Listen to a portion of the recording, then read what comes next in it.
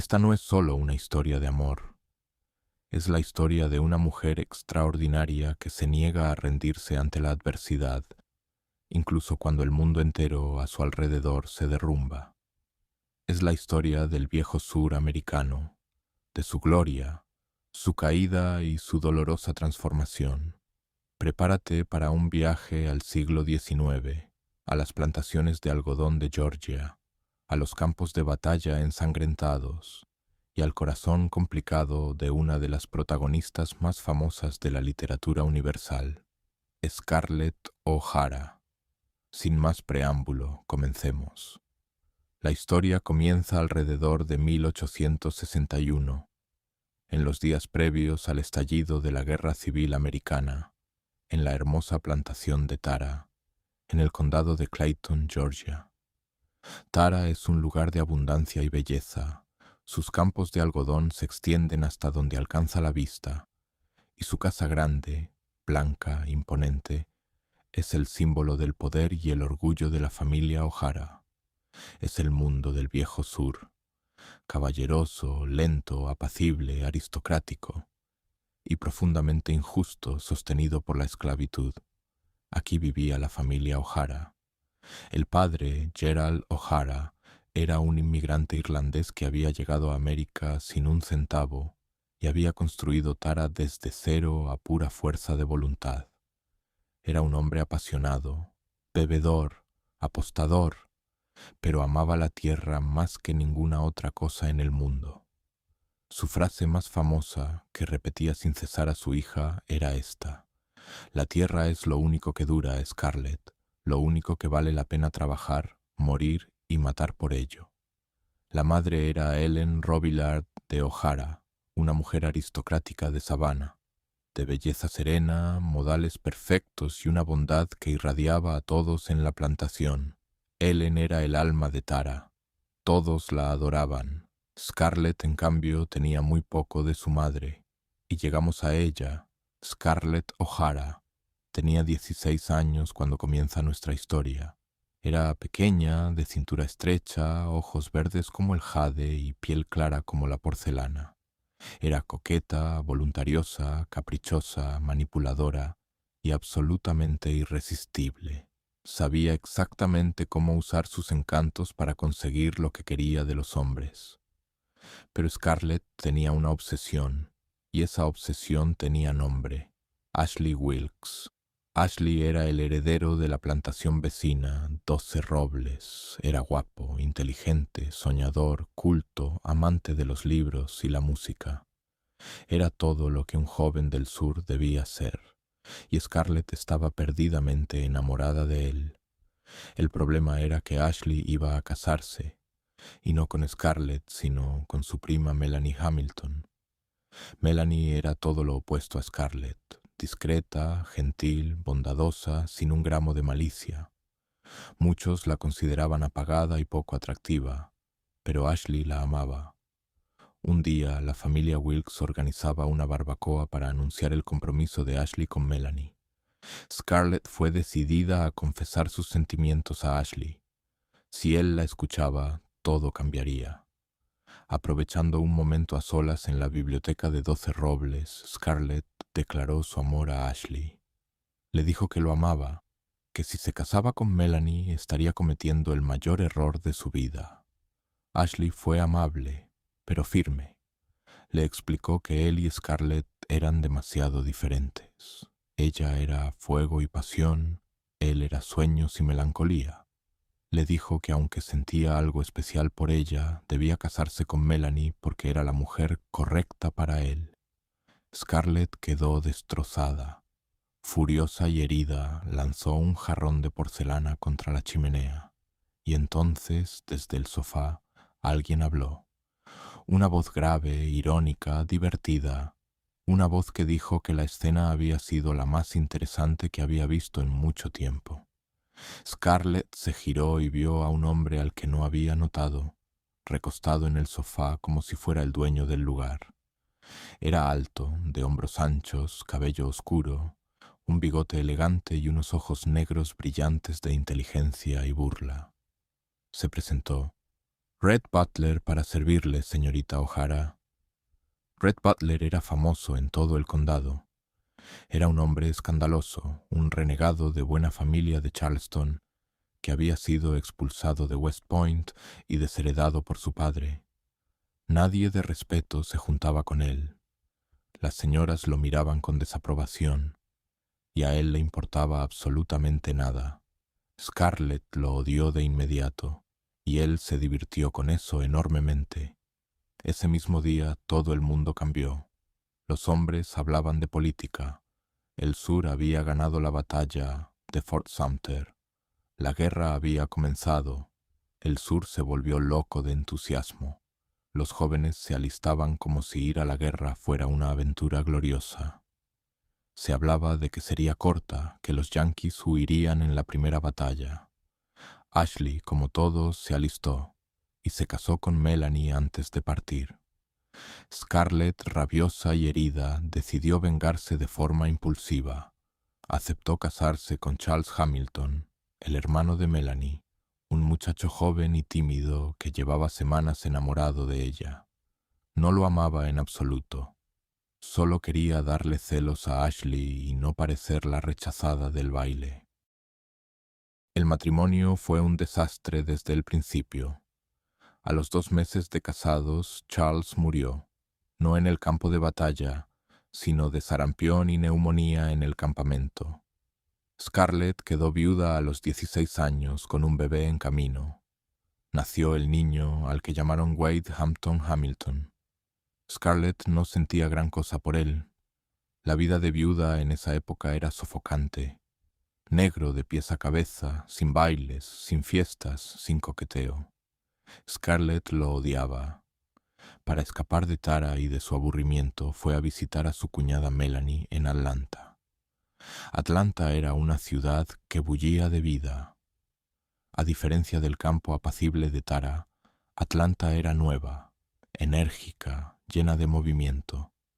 La guerra la había convertido en el corazón del sur confederado. Hospitales, soldados, refugiados, espías. Y fue allí donde Scarlett reencontró a Red Butler. Red Butler se había vuelto escandalosamente rico gracias a la guerra. Era un blockade runner, es decir, alguien que atravesaba el bloqueo naval de los yanquis para traer mercancías de Europa a cambio de algodón del sur. Mientras el sur sufría escasez de todo, Red ganaba fortunas vendiendo lo que conseguía al precio que quería. Los aristócratas del sur lo despreciaban. Las damas lo miraban con horror, y él seguía sin importarle lo más mínimo. En Atlanta, Red y Scarlett se veían frecuentemente. Él la provocaba, ella lo desafiaba. Él era uno de los pocos hombres que no se dejaba manipular por sus encantos, y eso la sacaba de quicio. Él la veía con claridad absoluta, sin ilusiones, y eso la fascinaba y la irritaba a partes iguales. Un episodio famoso fue el baile de caridad para los soldados. Scarlett, todavía de luto por su marido muerto, quería bailar desesperadamente. Red, en un gesto escandaloso, pagó una fortuna para sacarla a bailar, ignorando todas las normas sociales. Ella aceptó sin pensarlo 2 veces. La sociedad de Atlanta quedó escandalizada. Melanie, sin embargo, defendió a Scarlett con su bondad característica, negándose a creer lo peor de ella. La guerra avanzaba, y no bien, el sur empezaba a perder batallas. Los heridos llenaban cada edificio en Atlanta. Scarlett trabajaba en el hospital, entre sangre y amputaciones, con el estómago revuelto pero sin dejar de hacerlo. Fue en el hospital donde conoció al doctor Meade y donde vio por primera vez lo que la guerra hacía realmente a los hombres. En 1864, el general yankee William Sherman comenzó su campaña hacia Atlanta. Las noticias eran cada vez peores. El ejército confederado retrocedía. Las bombas empezaban a caer cerca de la ciudad. Todos los que podían huían de Atlanta. Justo en ese momento, Melanie estaba a punto de dar a luz. No podía moverse, y Scarlett había prometido a Ashley, antes de que éste partiera de nuevo al frente, que cuidaría de Melanie. Fue una de las escenas más dramáticas de la novela. Scarlett, sola, asistiendo el parto de Melanie mientras afuera caían las bombas y la ciudad se incendiaba. Prissy, la esclava joven que había presumido saber todo sobre partos, confesó entre llantos que no sabía nada. Scarlett tuvo que hacerlo todo ella sola. Nació el bebé. Sobrevivieron. Pero ahora estaban atrapadas en una ciudad en llamas, sin manera de escapar. Desesperada, Scarlett fue a buscar a Red Butler. Y Red, siempre apareciendo en los momentos imposibles, consiguió un caballo y un desvencijado carromato. Cargaron a Melanie con su bebé, al pequeño Wade, a Prissy, y salieron por las calles ardientes de Atlanta, entre explosiones y edificios en llamas, esquivando soldados y depósitos de municiones que estallaban. Fue un milagro que sobrevivieran, pero a mitad del camino hacia Tara, Red hizo algo que dejó a Scarlett furiosa. La abandonó. Harto de huir, decidió unirse al ejército confederado en el último momento, cuando la guerra ya estaba prácticamente perdida. Lo llamó un último gesto estúpido de la caballerosidad sureña. Scarlett quedó sola con las mujeres, el bebé y el caballo desvencijado, en medio de la noche, en un campo de batalla. Pero siguió adelante, porque Scarlett O'Hara siempre seguía adelante. Cuando finalmente llegaron a Tara, lo que encontraron fue devastador. Los soldados yanquis habían saqueado la plantación. La casa estaba dañada, las cosechas quemadas, los esclavos habían huido, la despensa estaba vacía, y lo peor, Ellen O'Hara, la madre de Scarlett, había muerto de fiebre tifoidea, contraída mientras cuidaba a los esclavos enfermos. Gerald O'Hara, sin su esposa, sin su mundo, sin su tierra productiva, estaba derrumbado. El hombre fuerte y apasionado se había convertido en un anciano confundido que a veces ni recordaba que su esposa había muerto. Las dos hermanas menores de Scarlett, Suellen y Carrine, estaban enfermas de fiebre y no había comida. Lo que vino después es quizás el momento más poderoso de toda la novela. Scarlett, muerta de hambre, salió a los campos arrasados de Tara. Buscó entre la tierra removida hasta encontrar una remolacha, un nabo, algo, y comió de la tierra, como un animal, con las manos sucias de barro. Y entonces miró al horizonte, hacia los campos de algodón quemados, hacia el cielo rojo del atardecer, y tomó la decisión más importante de su vida. Nunca más volvería a pasar hambre, nunca más.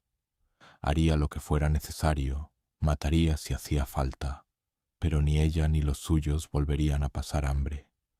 Y el sol se ponía sobre Tara. Esa escena, con Scarlett sosteniendo el nabo hacia el cielo y haciendo ese juramento, es una de las imágenes más icónicas de toda la literatura americana. Con una determinación de hierro, Scarlett tomó las riendas de Tara. No había dinero, no había mano de obra, no había semillas, pero Scarlett organizó lo que quedaba, sus hermanas convalecientes, los pocos esclavos que habían regresado, Melanie con su bebé. A todos los puso a trabajar, ella misma trabajó en los campos. Se quemó las manos, se arruinó la piel, perdió peso, pero los campos de algodón volvieron a producir poco a poco. Hubo momentos de peligro. Un desertor yanqui entró a la casa dispuesto a robar y hacerles daño. Scarlett no lo pensó dos veces. Bajó a la entrada con el revólver de su padre y le disparó en la cara a quemarropa. Luego, temblando, subió el cadáver al piso de arriba con ayuda de Melanie. Melanie, débil como estaba, no titubeó en ayudarla. Esa noche las dos mujeres se miraron y se entendieron de otra manera. Eran más parecidas de lo que pensaban. Ashley regresó de la guerra, pero regresó derrotado, roto. El mundo que él amaba había desaparecido. Era un hombre del pasado atrapado en el presente. Scarlett todavía lo amaba, pero empezaba a ver que quizás amaba a un sueño, no a un hombre real. El sur había perdido la guerra, y con la reconstrucción llegaron los carpetbaggers, aventureros norteños que llegaban a aprovecharse del sur derrotado, y nuevos impuestos imposibles. El golpe que casi destruyó a Tara llegó en forma de un impuesto de $300 que el nuevo gobierno de reconstrucción impuso sobre la plantación. Si no se pagaba en poco tiempo, Tara sería subastada. $300, una fortuna imposible de conseguir en ese momento. Scarlett no se rindió. Pensó, y pensó en Red Butler, que seguía siendo escandalosamente rico.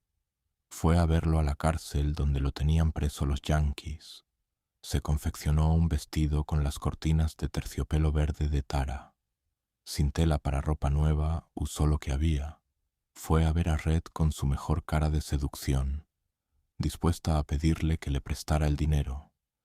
Pero Red la descubrió. Con esa mirada penetrante suya vio sus manos destrozadas de trabajar en el campo, manos que no correspondían al vestido ni a la actuación, y se negó a darle el dinero, porque estaba preso y no tenía acceso a sus fondos. Scarlett salió furiosa y humillada, pero no derrotada, nunca derrotada. Se le ocurrió otra idea. Frank Kennedy, un hombre mayor que cortejaba a su hermana Suellen, tenía una tienda y algo de dinero ahorrado. Scarlett le mintió. Le dijo que Suellen se había casado con otro, y se casó con él antes de que pudiera pensar demasiado. Fue un matrimonio frío y calculado. Scarlett tomó el dinero de Frank, pagó el impuesto de Tara y además comenzó a expandir el negocio. Se hizo con un aserradero, contrató mano de obra, negoció contratos con el gobierno de reconstrucción. En poco tiempo el negocio prosperaba. La sociedad de Atlanta estaba escandalizada. Una dama no hacía negocios, no visitaba aserraderos, no negociaba con hombres. Scarlett no podía importarle menos. Red Butler fue liberado de la cárcel. Tenía mucho dinero y ningún escrúpulo sobre cómo lo había ganado, lo cual le granjeaba el odio de los aristócratas del sur derrotado y el respeto de los hombres de negocios del norte. Volvió a frecuentar la sociedad de Atlanta y volvió a frecuentar a Scarlett. Red la admiraba más de lo que se permitía admitir.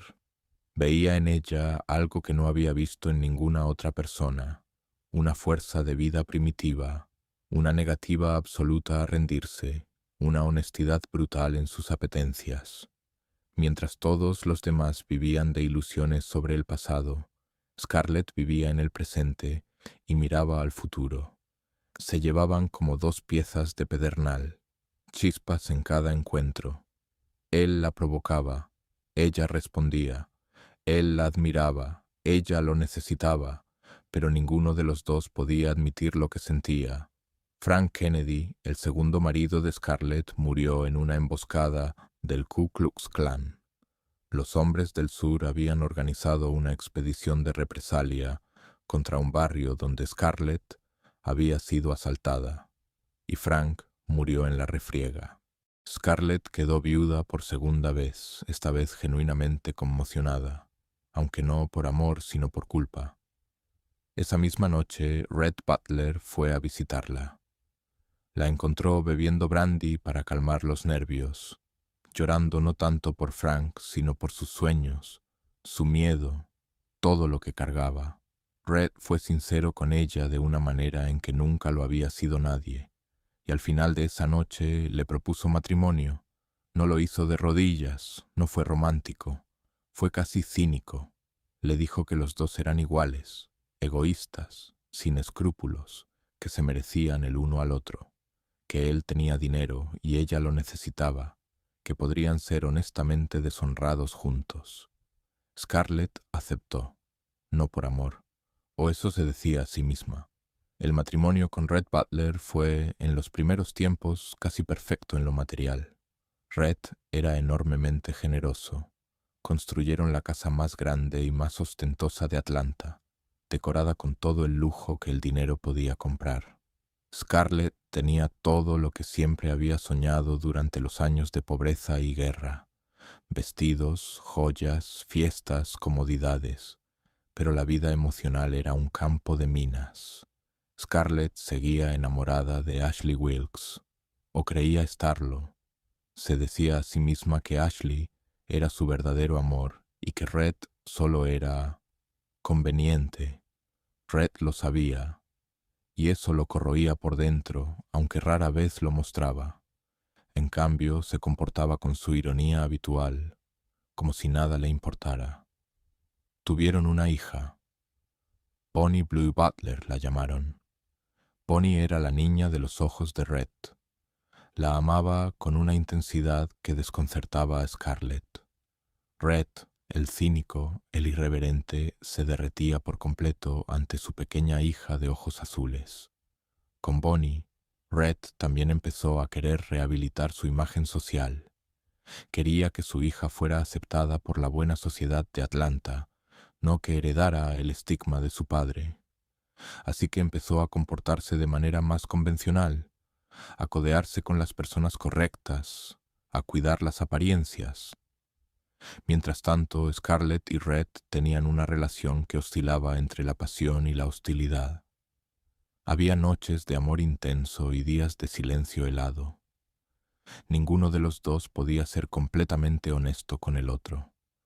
A medida que pasaban los años, Ashley Wilkes se hundía. Incapaz de adaptarse al nuevo mundo, era un fracasado en los negocios.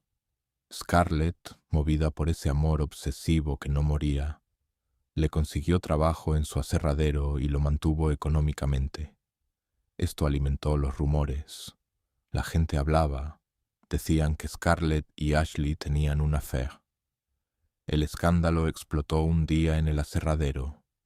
Una de las cuñadas de Ashley, India Wilkes, que siempre había odiado a Scarlett, fue testigo de un abrazo entre los dos, un abrazo perfectamente inocente, de consuelo, y lo interpretó en el peor sentido. La noticia corrió como pólvora. Esa tarde, en casa de la señora Mead, se organizó una fiesta de cumpleaños de Ashley. La buena sociedad de Atlanta, indignada, decidió que Scarlett no era bienvenida. Melanie, sin embargo, fue la primera en recibir a Scarlett en la puerta. Ante todos la abrazó y la hizo entrar. Nadie se atrevió a contradecir a Melanie, la mujer más respetada y querida de Atlanta. Esa noche Red se enteró de todo. Cuando Scarlett llegó a casa, él estaba bebiendo. Era una versión de Red que Scarlett no había visto nunca. Oscuro, dolorido, al borde del derrumbe. La acusó. Le dijo todo lo que había callado durante años. Le dijo que la amaba, que siempre la había amado, pero que el amor en él se había ido convirtiendo en odio porque ella nunca había dejado de amar a Ashley. Esa noche hubo una escena de pasión violenta entre ellos, la más perturbadora de la novela. Y a la mañana siguiente Red se comportó como si nada hubiera pasado, frío y distante. Poco después, Red anunció que se llevaría a Bonnie a un viaje largo, y lo hizo. Bonnie Butler era una niña audaz y temeraria, exactamente igual a su padre. Amaba los caballos y la velocidad. Red le había enseñado a montar desde pequeña, y Bonnie quería saltar con su pony. Un día, en el jardín de la casa, Bonnie intentó saltar una valla con su pony mientras Red la miraba. El pony tropezó. Bonnie cayó. Murió al instante. La muerte de Bonnie destruyó a Red de maneras que ninguna guerra, ningún fracaso, ningún rechazo habían logrado. Se encerró con el cuerpo de su hija durante días, negándose a enterrarla. No podía soportar la oscuridad, decía. Bonnie le tenía miedo a la oscuridad. Fue Melanie quien finalmente logró convencerlo de que dejara enterrar a la niña. Scarlett y Red, ya distanciados antes de la tragedia, quedaron completamente separados después. Vivían en la misma casa como extraños. El dolor los destruyó por separado, sin poder compartirlo. Poco después llegó la noticia que cambió todo. Melanie Hamilton de Wilkes estaba muy enferma. Había quedado embarazada de nuevo, a pesar de que los médicos le habían advertido que su primer parto casi la había matado y que un segundo embarazo podría ser fatal. Melanie perdió el bebé y se estaba muriendo. Scarlett corrió a su lado. En el cuarto de Melanie, algo en Scarlett se rompió y se reconstruyó al mismo tiempo. Mientras veía a esta mujer gentil, bondadosa, que nunca había tenido un pensamiento malo hacia nadie, que la había defendido siempre sin importar lo que hiciera, Scarlett comprendió algo que había ignorado durante toda su vida. Melanie había sido siempre su mejor amiga, la persona que más la había amado y protegido.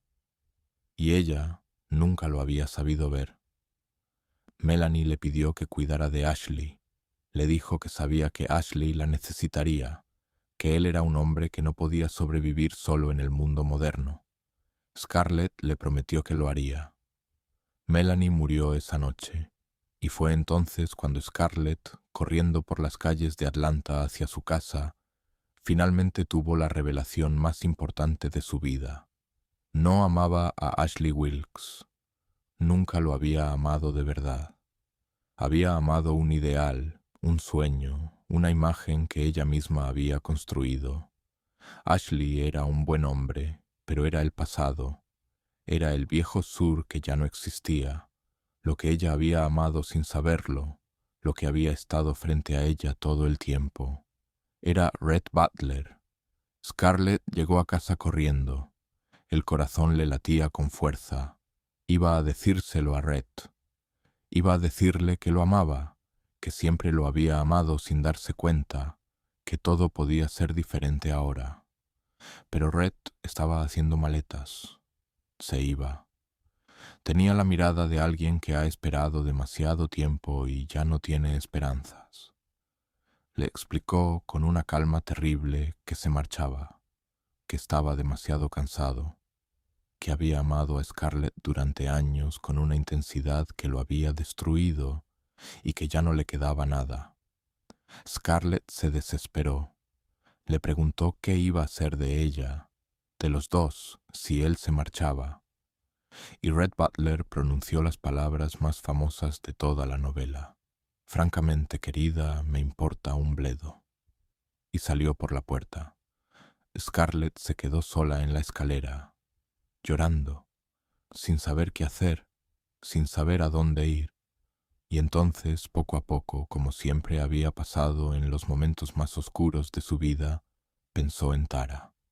La tierra roja de Tara, los campos de algodón, la voz de su padre diciendo que la tierra era lo único que duraba. Iría a Tara. Allí podría pensar. Allí encontraría una manera. Siempre había encontrado una manera. Las lágrimas seguían cayendo, pero algo en ella empezaba a enderezarse. Después de todo, mañana será otro día, y así termina la novela. Esta es una novela que divide opiniones. Es, sin duda, una de las historias más absorbentes jamás escritas. La prosa de Margaret Mitchell te atrapa desde la primera página y no te suelta hasta la última. Pero también es una novela profundamente problemática en su tratamiento de la esclavitud. Romantica el viejo sur, presenta a los esclavos de manera estereotipada, y el Ku Klux Klan aparece casi como organización de caballeros. Estos elementos son una mancha real en la obra, y es importante reconocerlos al leerla. Si no has leído la novela, te la recomiendo con todas las letras, con sus virtudes y sus defectos. Es una experiencia literaria que no olvidarás. Y si ya la conocías, espero que este resumen haya revivido en ti esa magia que solo la mejor ficción sabe crear. Gracias por acompañarme hasta el final. Dale like y comparte tus comentarios. Hasta el próximo vídeo.